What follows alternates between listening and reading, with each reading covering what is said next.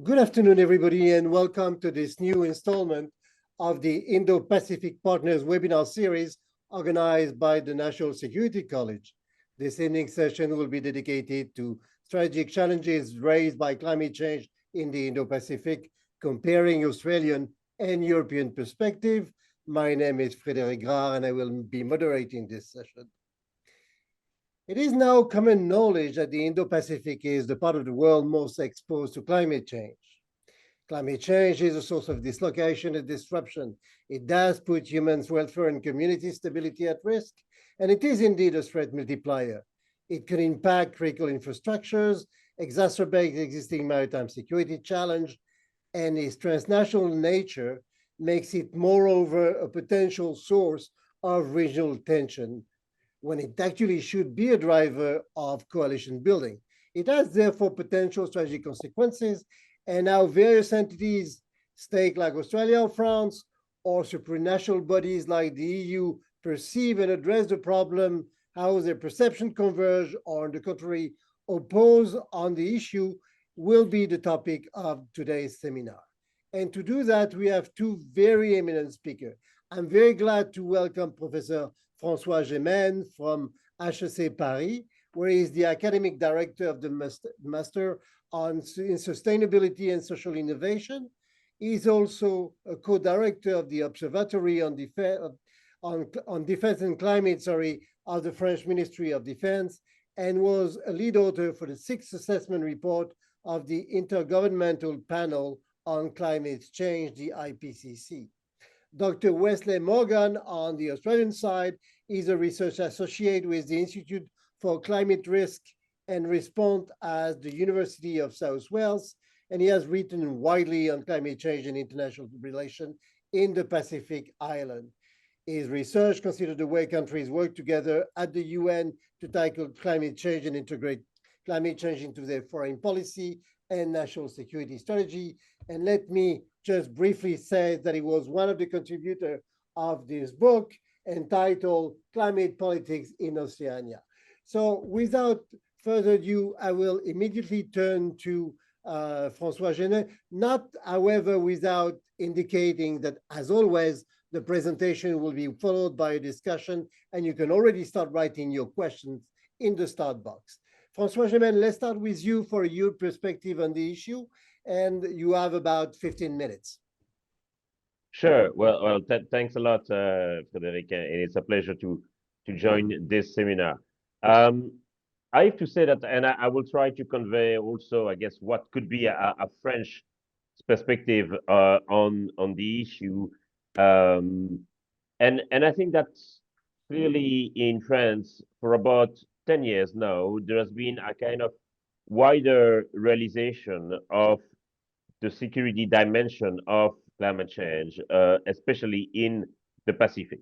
Not just because it was, as you said, Frédéric, one of the most exposed regions of the world, and that certainly helps, but also because obviously France has many interests in the region, in particular overseas territories, but most importantly, territorial waters in the region. And this explains obviously what has stemmed, I think, the interest for France, which was, I should say, first of all, a matter of human security.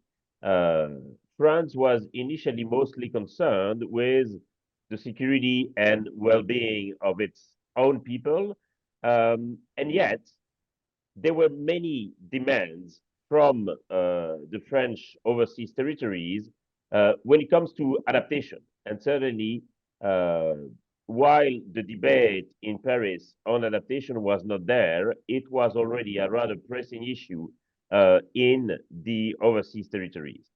The problem being that while other countries, other territories of the region had access to adaptation funding, to some development assistance, obviously, that was not the case of the overseas territories because they were French and therefore considered as industrialized countries.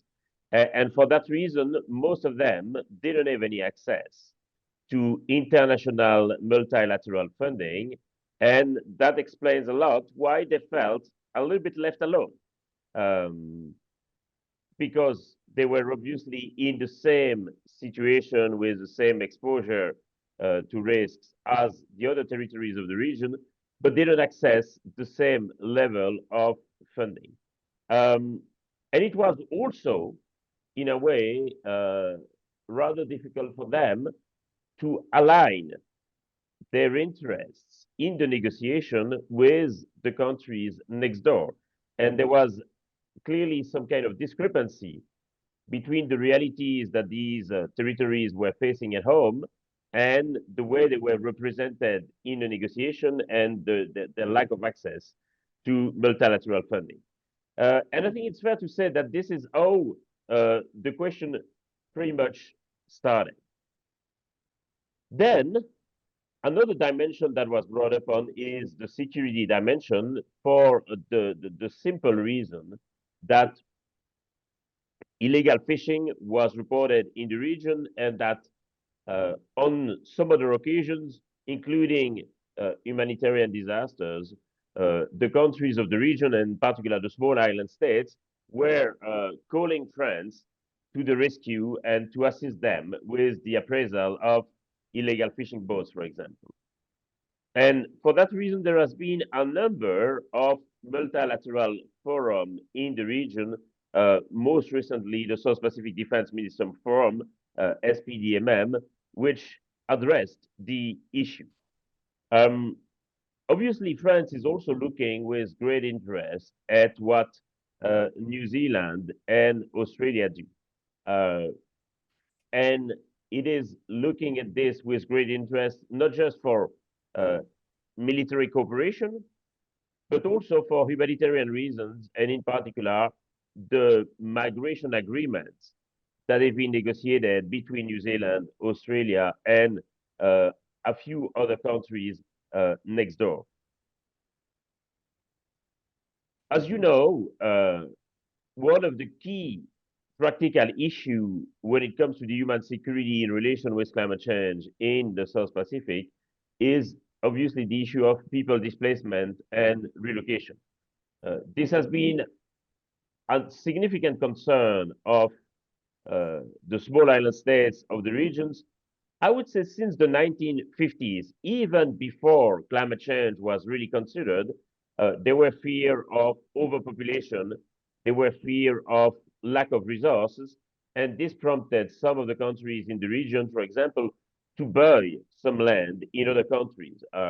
This is how Tuvalu, for example, bought the island of Kiowa to Fiji in the 1950s, and clearly the concern was primarily a concern of overpopulation. And then, more recently, there were pressing concerns, obviously, regarding to climate change. And this has led both New Zealand and Australia to negotiate some agreements with islands of the Pacific, but in different timings and with different dimensions. New Zealand has negotiated some temporary migration agreement to bring up to bring on labor workers, and has also negotiated the Pacific Access category, which is an agreement of permanent resettlement of a few dozens of islanders from the neighboring small island states.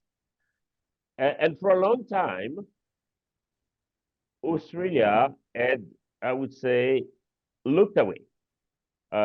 Despite repeated calls from the labor opposition at that time, it's, I think, fascinating to realize that about 15 years ago, the current Prime Minister, Anthony Albanese, when he was an opposition MP, wrote a policy document called Our Adjoining Neighbour. And that policy document was calling upon Australia to actually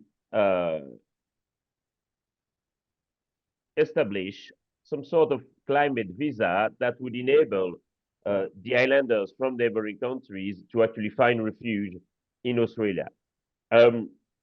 It is interesting that this policy document from 15 years ago was actually implemented recently when Australia negotiated that climate visa agreement with Tuvalu.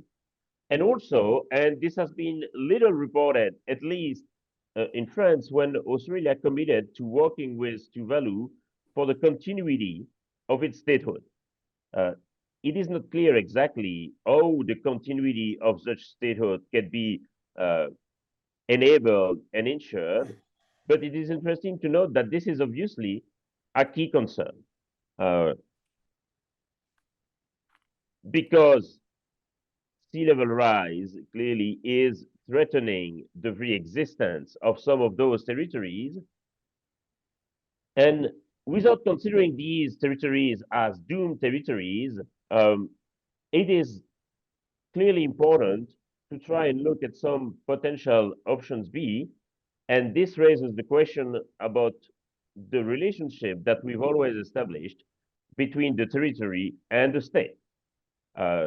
We've considered, at least certainly from a European perspective, the territory as being the fundamental basis of the existence of the state. And therefore, there is a question that is raised about what happens to the state if the territory at some point disappears, gets flooded, or becomes uninhabitable.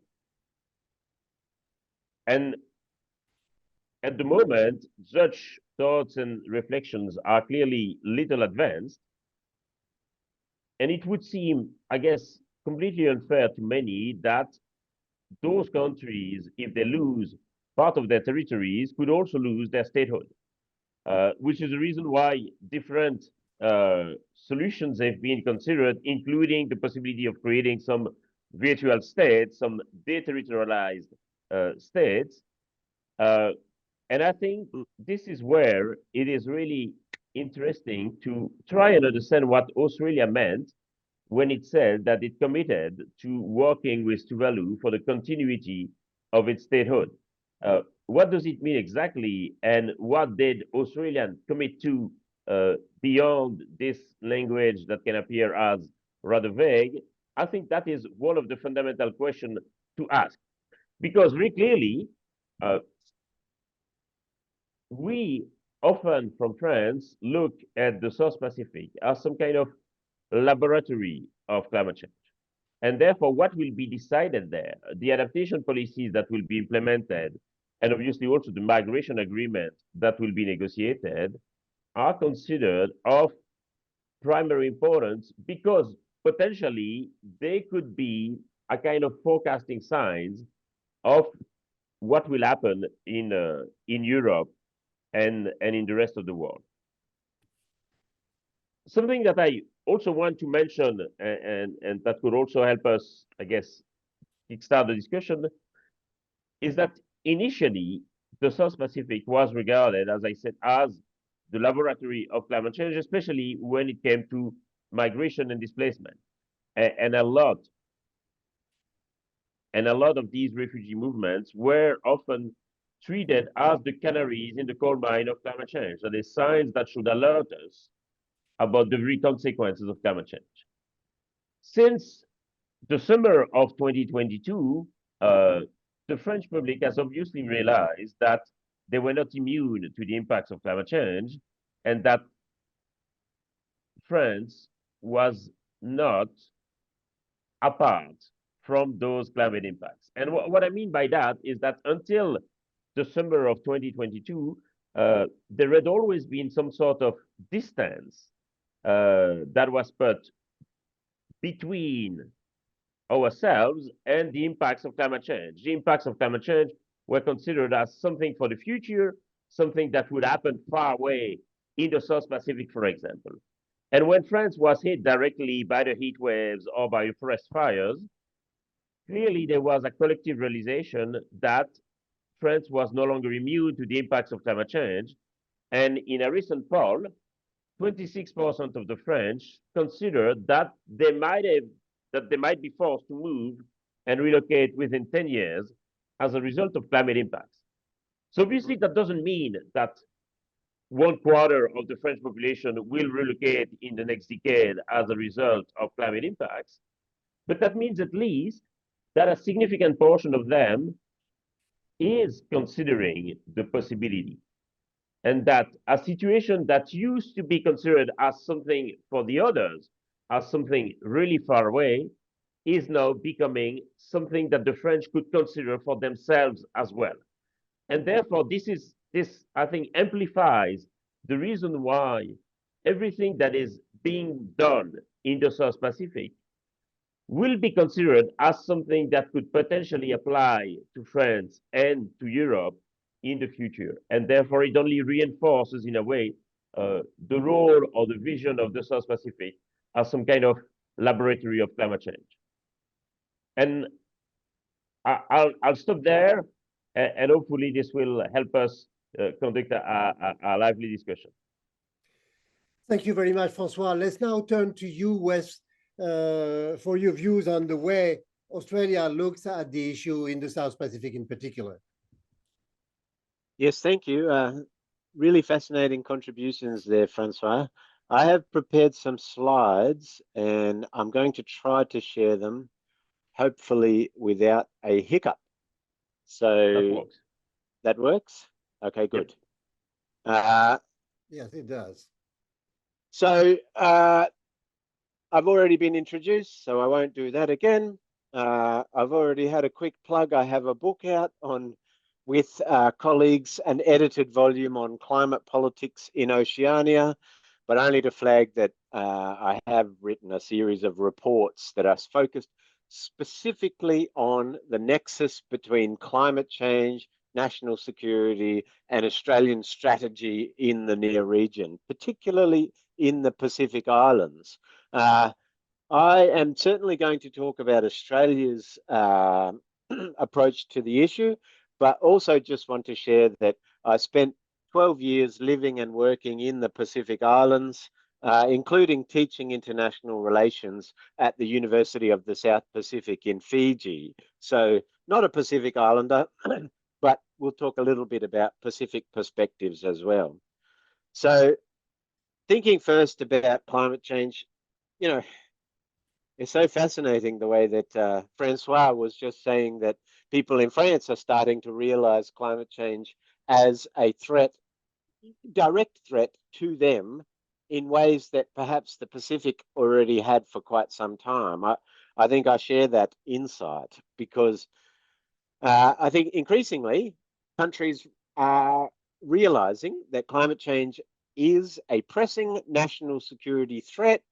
I don't really need to cover the basics, but we are on track for warming of well over of potential warming of more than 3 degrees this century, unless we implement the pledges that we have made and the agreements that we have made, such as the 2015 Paris Agreement, where countries have said we will work together to limit warming to well below 2 degrees and pursue efforts to limit warming to 1.5 degrees. And it can be not, the hour is getting late because the science has been settled for decades, but policymakers have been slow to respond to the science. And we're up to the 6th assessment report by the Intergovernmental Panel on Climate Change. And the 6th report, the most recent one, it tells us that the cumulative scientific evidence is unequivocal. Climate change is a threat to human well-being and planetary health. Any further delay in concerted anticipatory global action will miss a brief and rapidly closing window to secure a livable future for all. And what that means is that this decade and certainly between now and mid-century, we need ambitious global commitments to move away from coal, oil, and gas and towards clean energy technologies like wind, solar, storage, batteries, electric vehicles. And without that, we risk a temperature rise that puts a series of what are called global tipping points. And, you know, Ade and you there the late Professor Will Steffen was an Earth system scientist that helped to really socialize the science on what climate change means for at an Earth system scale. And there's a whole series of tipping points where once these processes are set in motion by a warming planet, it is hard to stop them. And they have the effect of increasing warming, which puts in play other tipping points, and so on and so forth. And we used to think that these tipping points would not come into play until we were at 3, 4, 5 degrees of warming. But more recently, we understand that some of these tipping points may already be in play at less than 1.5 degrees of warming. So, you know, I don't mean to scare people, but the science is quite scary. This is acknowledged by national security leaders in Australia. The head of the Australian Defence Force, Chief Angus Campbell, you know, last year speaking at the Australian Strategic Policy Institute, he explained that, you know, we risk, without action, we risk a much hotter environment with larger, more intense climate events becoming the norm that will have immediate disaster mitigation and response challenges, along with food, water security implications. You know, the key words there are, without the global momentum needed to shift to clean energy technologies, we may all be humbled by a planet made angry by our collective neglect. So for Australia, this again, drawing from the analysis by the Intergovernmental Panel on Climate Change, they've been quite specific about the implications of climate change that we are already, the impacts of climate change that we are already observing and projected changes that we will see.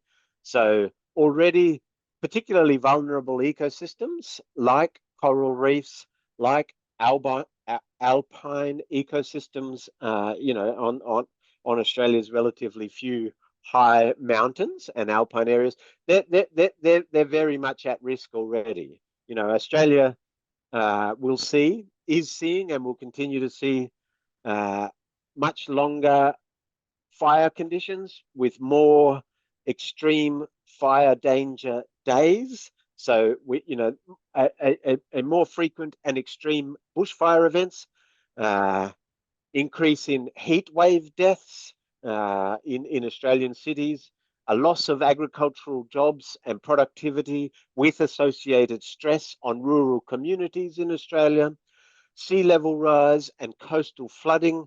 These are all impacts that we have a high confidence Australia is and will continue to see. So, you know, the science is very conclusive that climate change is a direct threat to the security of Australian communities. And we've already seen this in recent times. So most notably, you know, in the 2019-2020 summer, Australia had what's called the Black Summer bushfires, the worst ever bushfires in Australia, you know, just unprecedented and horrific bushfires all across the east coast of Australia. In 2022, we saw Australia's costliest ever flood disasters. You know, people are being displaced from their homes in Tuvalu, but people are being displaced from their homes in places like Lismore in northern New South Wales from things like more extreme flood events. The Great Barrier Reef, which before 2015 had only ever bleached twice, has bleached, it did bleach in 2024, so 5 times in the last decade, the Great Barrier Reef has bleached, and we are on track for bleaching every 2 years within the next 10 to 15 years. So, you know, dire straits for the Great Barrier Reef as well. This presents a challenge for the Australian Defence Force. New demands on defence resources as the Australian Defence Force is being called upon to respond to these accelerating climate impacts. Since 2019, more than half the Australian Defence Force has been deployed to respond to disasters. So things like cyclones, things like flooding, but also things like Australia's COVID response. And at times, this has stretched Australian resources where we have been asked to respond to multiple events at the same time. So events happening in the Pacific events happening in Australia at the same time that have stretched our resources already. That's just the direct threats to Australia. So climate change also acts as a threat multiplier. So on top of those direct impacts, we will see things like in our region that these hazards could exacerbate traditional threats like like conflict and cross-border migration, uncontrolled migration, and climate change also presents new threats in terms of food insecurity, humanitarian disasters. So clearly, climate change a national security threat to Australia. Australia has integrated climate change into our most important strategic relationship, which is with the United States. So in the last couple of years, Australia has formally made climate action a third pillar of the Australia-US alliance. Climate action and cooperation on the clean energy transition is now a part of the annual Australia-United States security ministerial meetings. The United States has integrated climate into its thinking about geostrategic competition. So the United States has made huge investments in clean energy technologies as part of the US's Inflation Reduction Act, terrible name, that allocated more than $500 billion Australian for developing new clean energy industries in the United States. And this stimulus for clean energy industries is thought of in the US very much in the context of geostrategic competition with China, which, as we know, China is the world's leading clean energy power. Australia has kind of followed this trend a year or two behind and has developed its own Future Made in Australia policy, a new industry policy intended to support new clean energy industries in Australia, particularly in areas like critical minerals, green metals, green hydrogen, and to really develop Australia's role as a renewable energy powerhouse and to work with the United States to diversify clean energy supply chains in our region. That brings me to part three, thinking about what climate change means. Climate change itself is a national security challenge. The response to climate change is also a strategic challenge. So, for Australia, the response to climate change has very significant economic and strategic implications. So sticking first with the straight economic implications, our three biggest exports are coal, gas, and iron ore, two large economies in North Asia.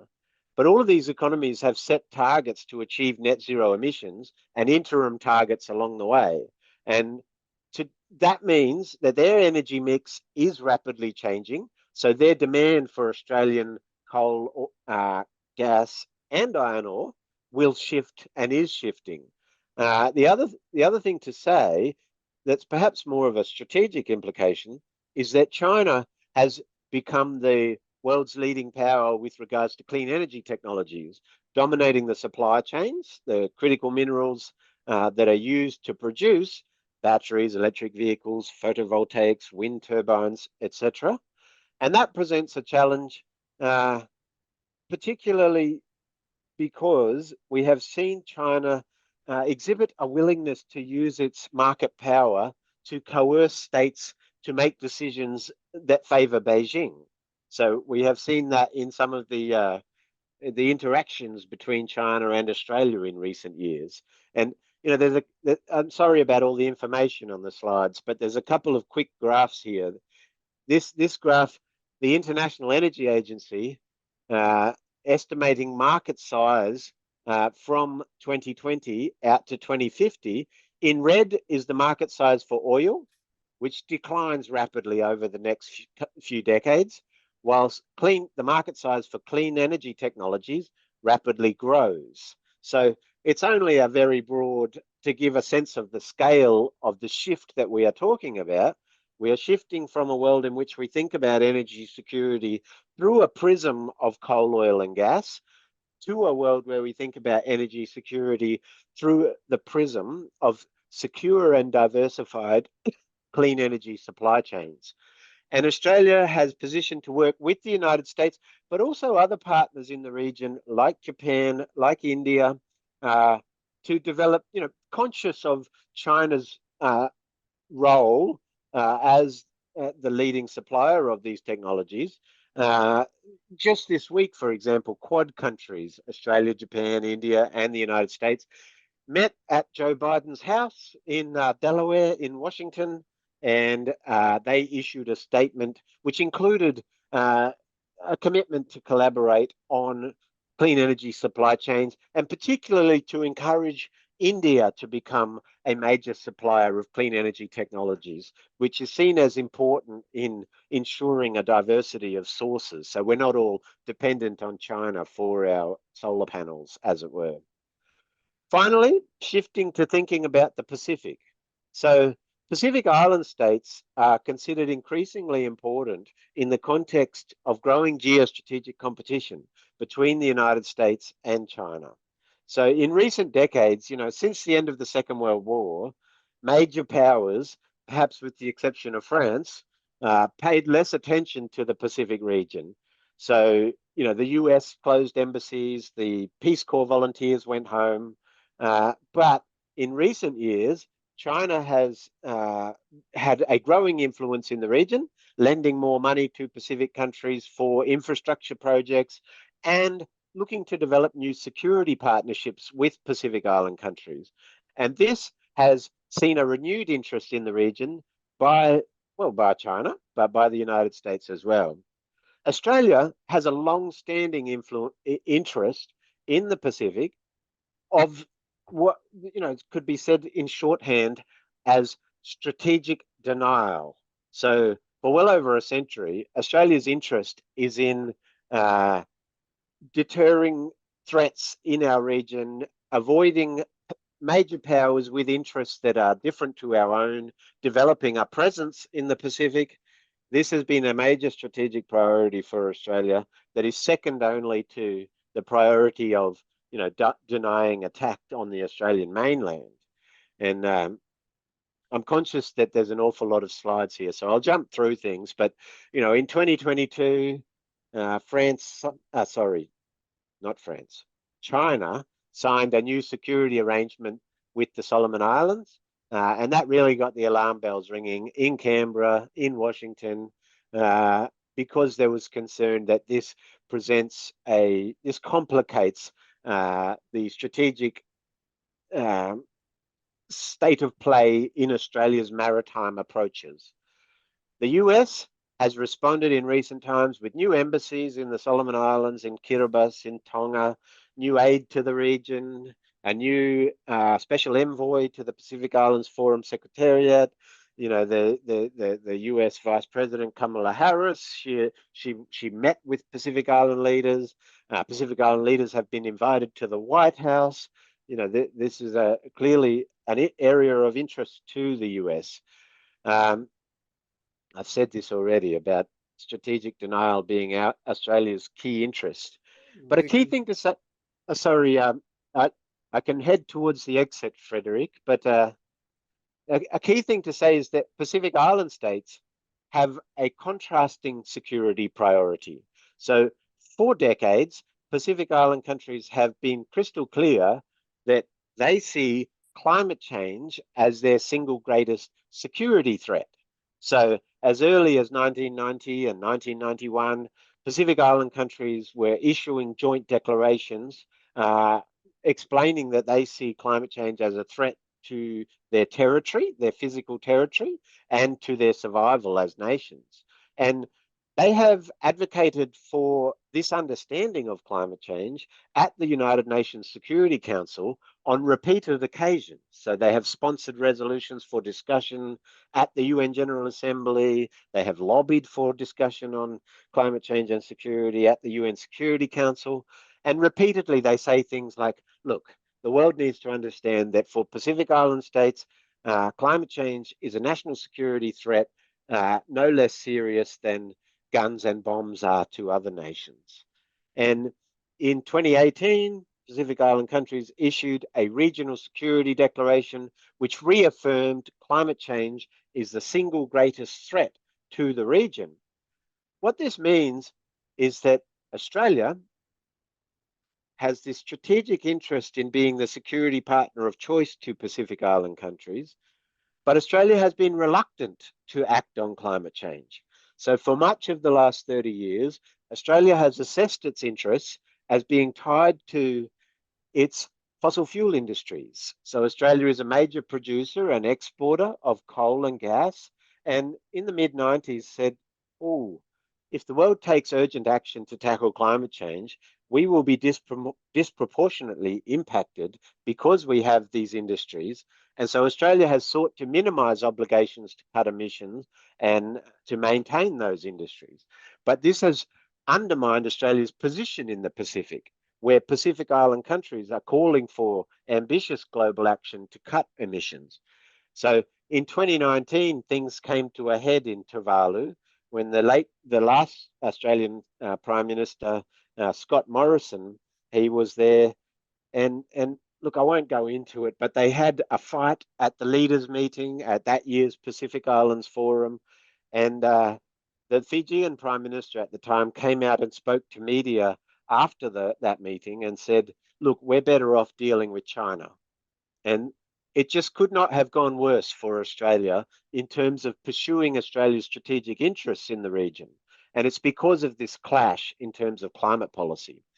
This current federal government understands that climate action is important for Australia's strategic interests in the region.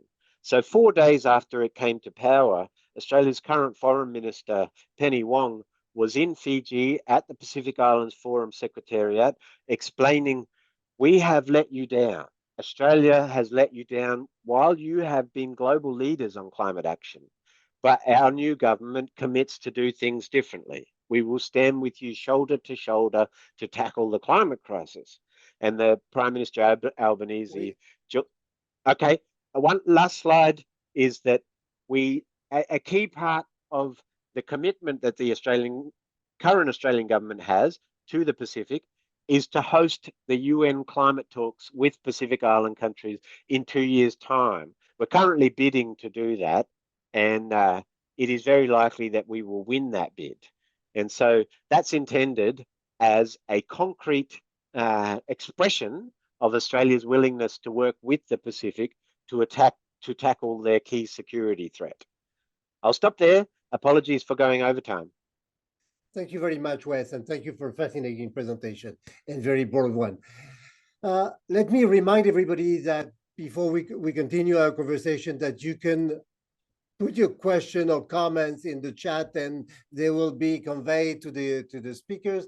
I'd like to come back to a lot of things which have been said about the South Pacific, because on the one side, you have mentioned, Wes, in particular, that there are climate change is the number one existential threat and so on and so forth. On the other side, we've seen, you have underlined that not enough effort had been made in the region, even if the US and others were coming in. We have, from another perspective, a roadmap between France and Australia, which had been signed in December 2023, which insists a lot on similar issues. But, you know, all that said, if we can understand the frustration of a number of Pacific states, what are the alternative actors? And I'd like to ask you this question because you insist in your book on the impact it has in relation with their relation with China. Is China a better provider of climate change mitigation policies? What else? I mean, what is your view on that? So China is currently the world's biggest emitter and currently the world's biggest user of coal. So, and Pacific Island countries have at times raised concerns about China's role. So it's not a straightforward, you know, question or that China would be in any way a better alternative. You know, China is, of course, so is both the world's biggest emitter and the world's biggest clean energy power. Whichever way you cut it, China's actions are crucially important for global efforts to tackle climate change. And I think there is interest in the Pacific in pursuing opportunities to partner with China on, clean energy technologies and on, so the rollout of clean energy technologies in the Pacific itself, but also programs for dealing with climate impacts. So, strengthening infrastructure and the like. Okay. François, I'd like to turn to you now and ask you your assessment of the kind of measures, cooperation initiative which have been taken together by France and Australia, and see whether maybe not they have been implemented yet, but where they are likely to achieve significant result in the region and bring about perhaps a better understanding between the two countries regarding the needs of the region. Yes, I remain confident that some of the recent agreements are likely indeed to produce some significant effects. And I think one of the key evolution from the French perspective about the region is that while it was seen, as I said, very much as a laboratory of climate change, it is also considered as a kind of hotspot of strategic interest, especially strategic defense interest, when it comes to maritime security in particular. I was also quite fascinated by the stuff that you developed towards the end of your talk, when you said that the influence and the role of Australia as some kind of protector of the small island states and of the islanders in the region had actually impacted and influenced Australia's national policy. And if I may ask a question as well, it is to what extent do you think that Australia's geopolitical and strategic interests in the region are likely to push Australia to become a kind of climate leader? I think it is fair to say that for quite a long time, Australia was considered as a kind of laggard when it came to climate policy.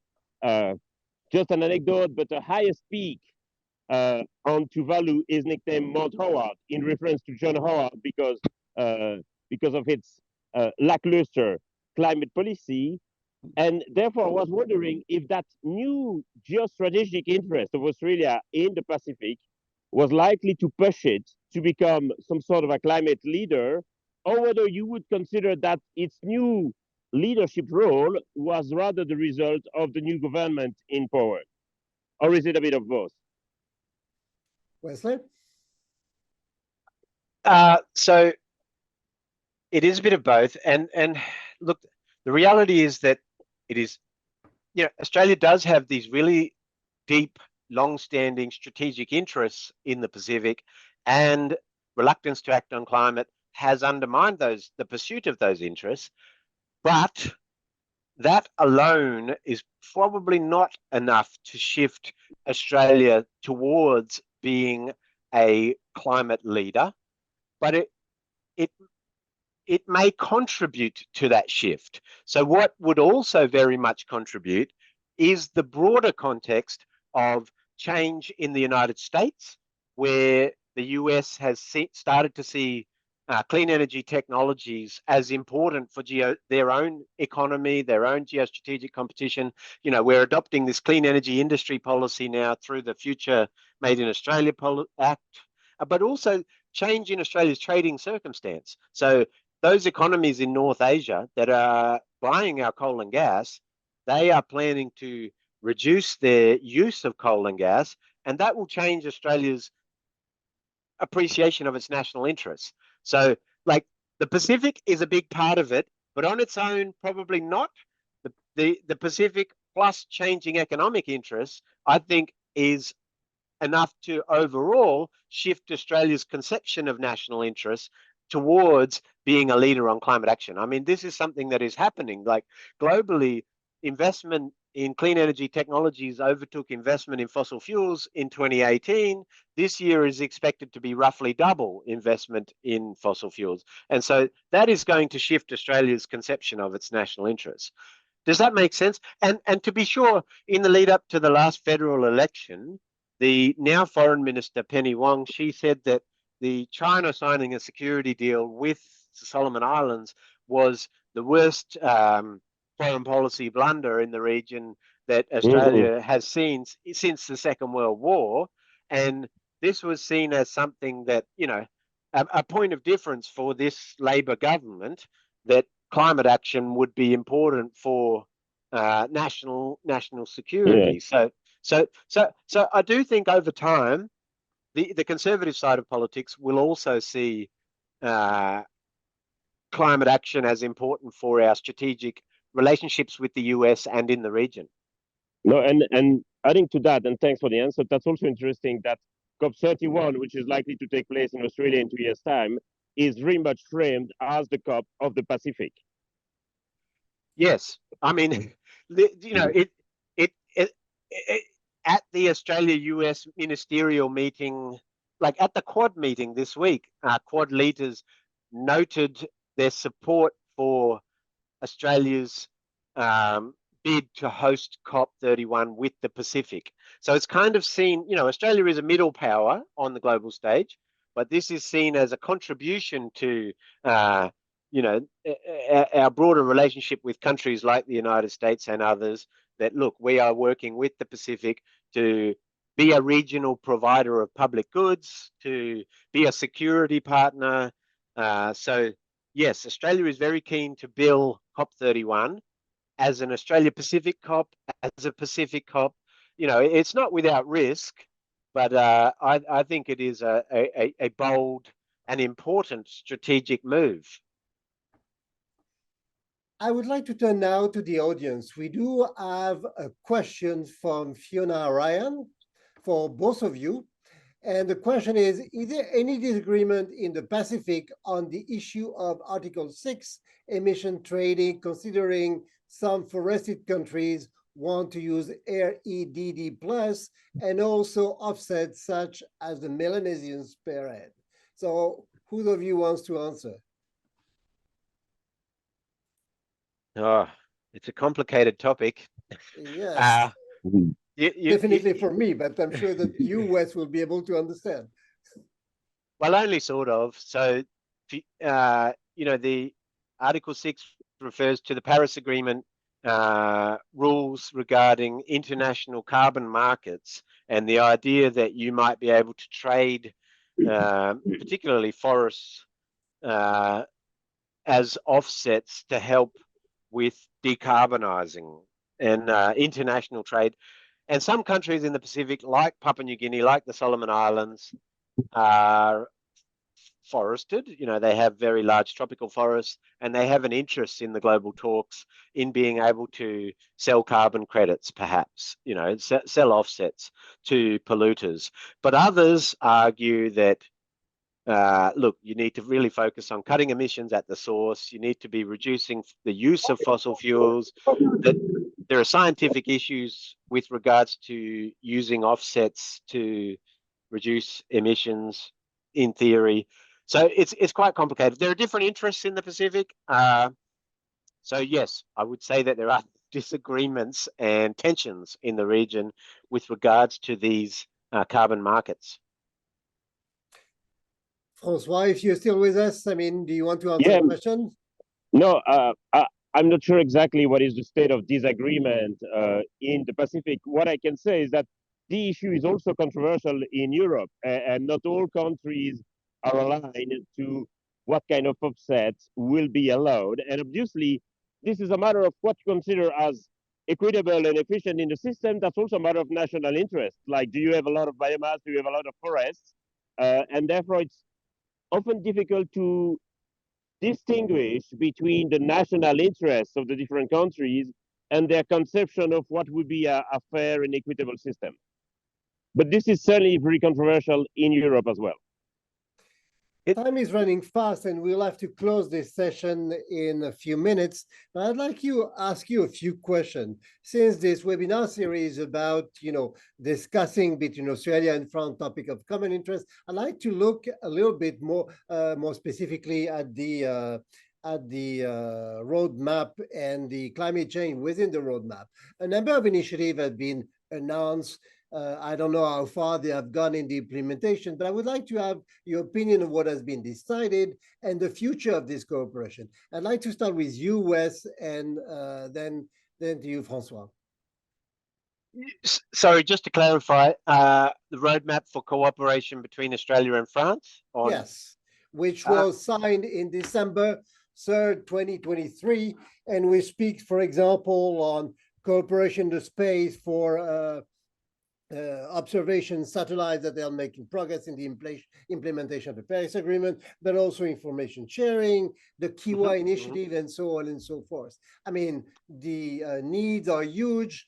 The funding limited, no matter the effort of all of the partners. So your views on the perspective of this cooperation? What I might say, Frédéric, is something that links with what François was saying about shared interests with regards to continuation of statehood. I think this is really fascinating. So the Alliance of Small Island States is going to make an announcement on this in New York overnight. And I don't know what they're going to say, but in the Pacific, countries like Tuvalu have been saying, look, sea level rise presents a threat to our ongoing integrity, our territorial integrity, and potentially our existence as a nation state. But France and French territories in the Pacific, you know, if you're there's a lot of low-lying atoll islands in French Polynesia and some in New Caledonia, for example, and if they erode thanks to sea level rise, then the French maritime territory will reduce as well. So there's a shared interest in maintaining the current state of play for Australia, for France, and for Pacific Island countries. And so, you know, this is kind of a diplomatic effort to reform the way that countries think about statehood and territory. And at the moment, the Pacific is looking for global commitment to the ongoing existence of their sovereign rights over their maritime exclusive economic zone. And I would be very interested to understand how Australia, France, the overlap in our interests, because we all have a shared interest in that area. I'll stop there and as a handover to François. No, I can only reinstate what you said, and clearly it is interesting to see that when it is about Tuamotu Islands in the French Polynesia or the North Province of New Caledonia, France is also considering the potential relocation of some villages, and there is obviously an issue when it comes to territorial waters. French being the second maritime power, largely thanks to its possessions in the Pacific. There is indeed a shared interest. And I think that, in a way, the new Australian government, well, not so new anymore, but is likely to have that. And I can see also that there is a kind of renewed, obviously, sense of cooperation. Clearly, the issue of the submarine and of the failed sale of the submarines has been a key blunder in the relationship between France and Australia. I'm, however, hoping that climate change could be a kind of new bond in that relationship. Thank you very much, François. And I understand that you do have a class to address to now, and I will free you. Yes, I'm afraid so at 9. You can go, and we will stay. And thank you very much, first of all, because it was quite early in Europe, but for your time and expertise. And we will finish with Thank you. It was a pleasure talking with you. Cheers. With the last question, which I think is very much that you have partly addressed already. And this last question from Don Nelson is given the lag in Australian transition from fossil fuel, will Australia be in a position to transition to green energy production ahead of the reduction targets of its economic markets?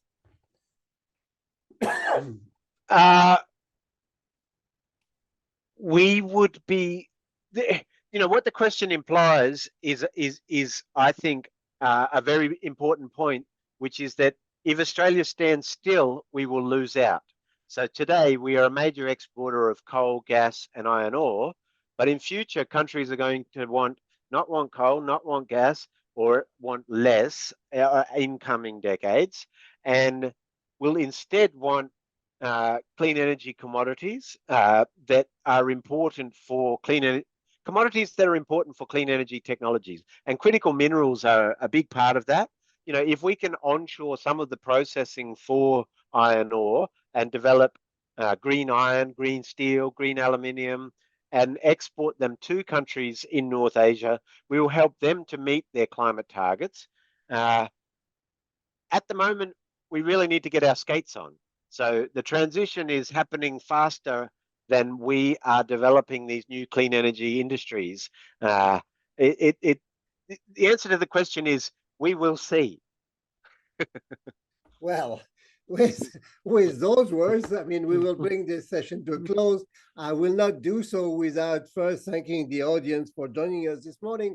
Thank you both, you, Wes, as well as François, for your expertise and a very interesting conversation. This is definitely a topic that we have not exhausted and are unlikely to do justice to in the foreseeable future. So we may have to do a second session of it. But for the time being, thank you very much. We will soon announce the fifth session of this Indo-Pacific Partner webinar series. For the time being, thank you and good evening, everybody. Goodbye.